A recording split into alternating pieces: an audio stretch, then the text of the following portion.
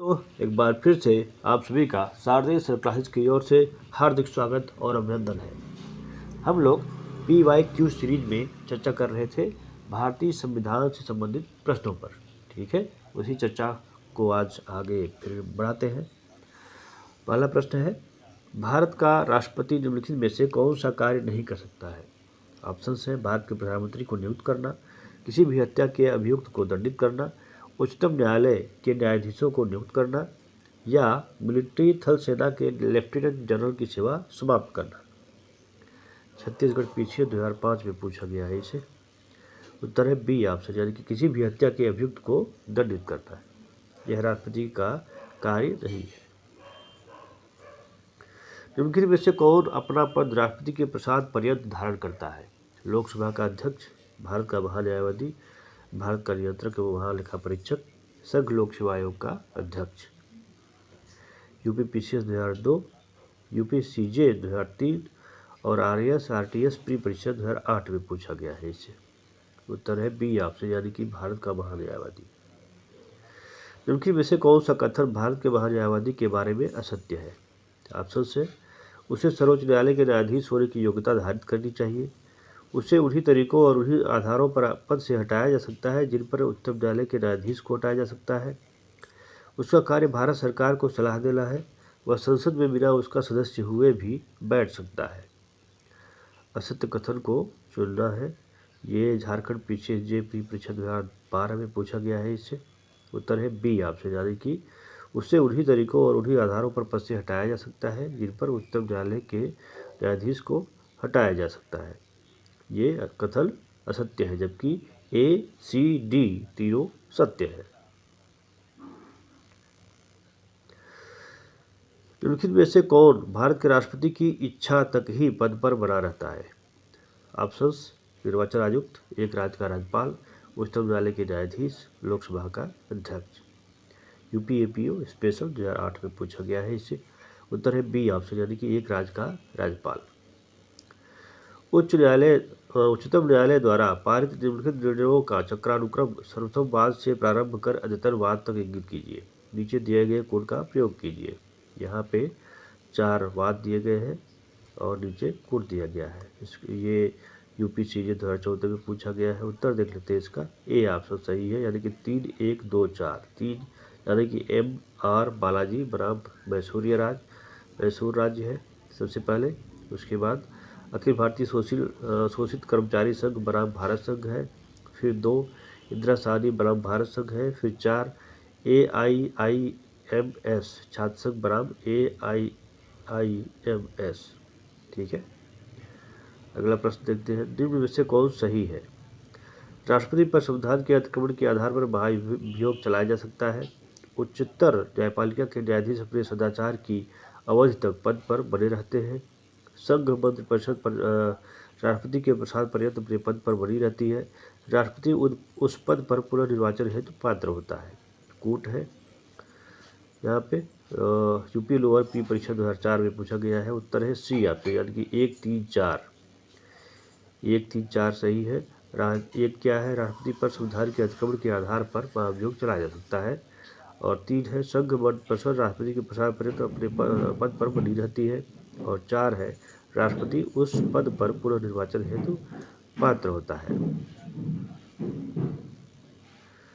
आगे देखते हैं। निम्नलिखित में से कौन राष्ट्रपति द्वारा नियुक्त नहीं किया जाता है? महान्यायवादी, अटॉर्नी जनरल, महाधिवक्ता, भारत का मुख्य न्यायाधीश, मुख्य चुनाव आयुक्त। उत्तराखंड PCSJ प्री परीक्षा 2008 में पूछा गया है। उत्तर है बी ऑप्शन, यानी कि महाधिवक्ता की नियुक्ति राष्ट्रपति द्वारा नहीं की जाती है। भारत के नियंत्रक एवं महालेखा परीक्षक की नियुक्ति की जाती है योजना आयोग के अध्यक्ष द्वारा, वित्त मंत्री द्वारा, लोकसभा के अध्यक्ष द्वारा या राष्ट्रपति द्वारा। यूपी PCS 2008 में से पूछा गया है। उत्तर है डी ऑप्शन, यानी कि राष्ट्रपति द्वारा। निम्न में से किसे राष्ट्रपति नियुक्त नहीं करता है? ऑप्शन है उच्च न्यायालय के न्यायाधीश, संघराज क्षेत्र का उपराज्यपाल, उपराष्ट्रपति, उपरोक्त में से सभी। MP APO 1997 में पूछा गया है इसे। उत्तर है सी, यानी कि उपराष्ट्रपति की नियुक्ति राष्ट्रपति द्वारा नहीं की जाती है। जातियों या जनजातियों को अनुसूचित जाति या अनुसूचित जनजाति घोषित करने की शक्ति जिस संवैधानिक अधिकारी में विहित है वह है संसद। अध्यक्ष अनुसूचित जाति जनजाति आयोग, भारत का राष्ट्रपति या गृह मंत्री। यूपी सीजे 2003 में पूछा गया है और यूपी पीसी 2001 में भी पूछा गया है इसे। उत्तर है सी ऑप्शन यानी कि भारत का राष्ट्रपति।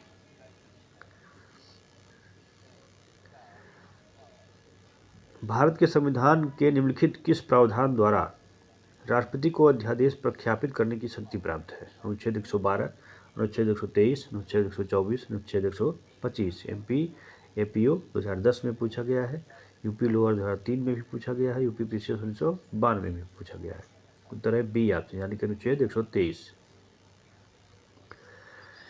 भारत के संविधान के अनुच्छेद 123 के तहत राष्ट्रपति द्वारा लागू अध्यादेश संसद की पुनः बैठक के बाद से कार्यान्वयन के बाहर हो जाएगा।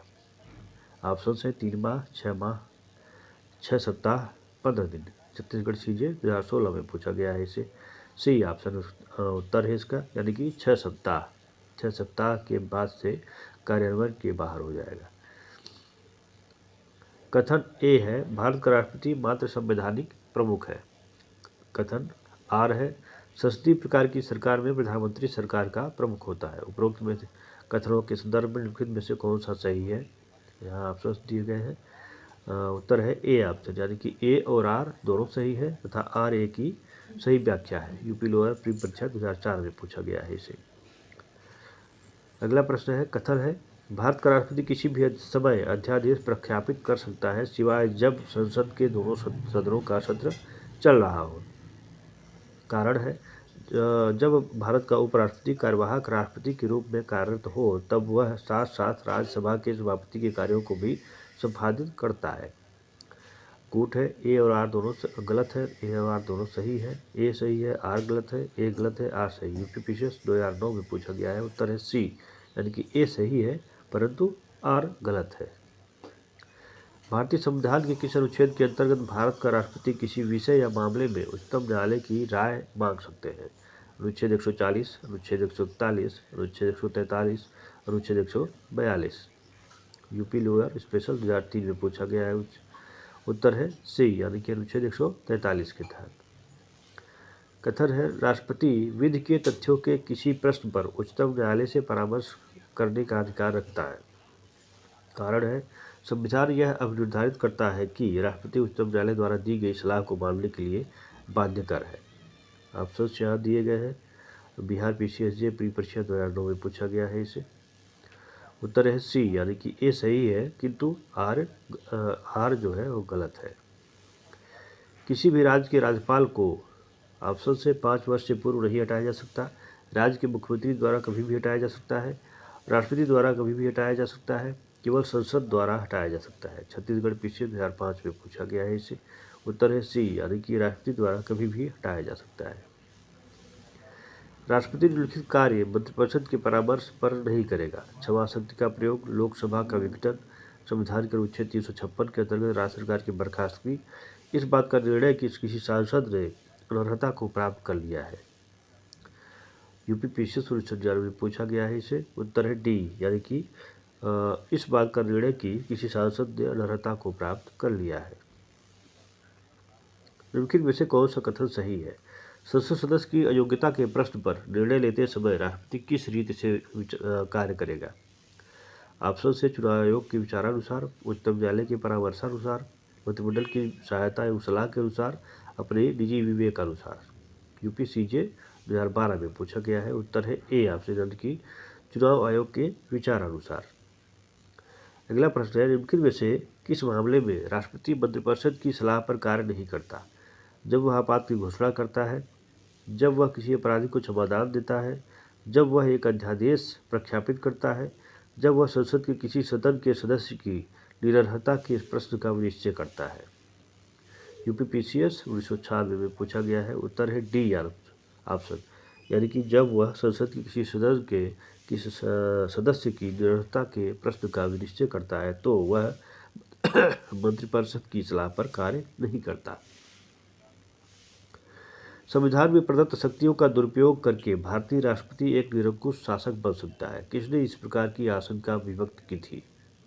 डॉक्टर राजेंद्र प्रसाद, श्री के मुंशी ने, डॉक्टर ए ग्लेडहिल ने, डॉक्टर ग्राहम विलियम्स ने। यूपी लोअर 2003, एमपी एपीओ 2010 में पूछा गया है इसे। उत्तर है सी ऑप्शन यानी कि डॉक्टर ए ग्लेडहिल। मृत्यु दंडादेश के लघुकरण की शक्ति भारतीय दंड संहिता के अधीन निहित है। भारत के राष्ट्रपति में, राज्य के राज्यपाल में, समुचित सरकार में, उपर्युक्त सभी में। झारखंड सीजेपी परीक्षा 2012 में पूछा गया है। उत्तर है ए ऑप्शन यानी कि भारत के राष्ट्रपति में। ये थे भारतीय संविधान के कुछ प्रश्न। आगे फिर से कुछ नए प्रश्नों के साथ उपस्थित होंगे। जय हिंद।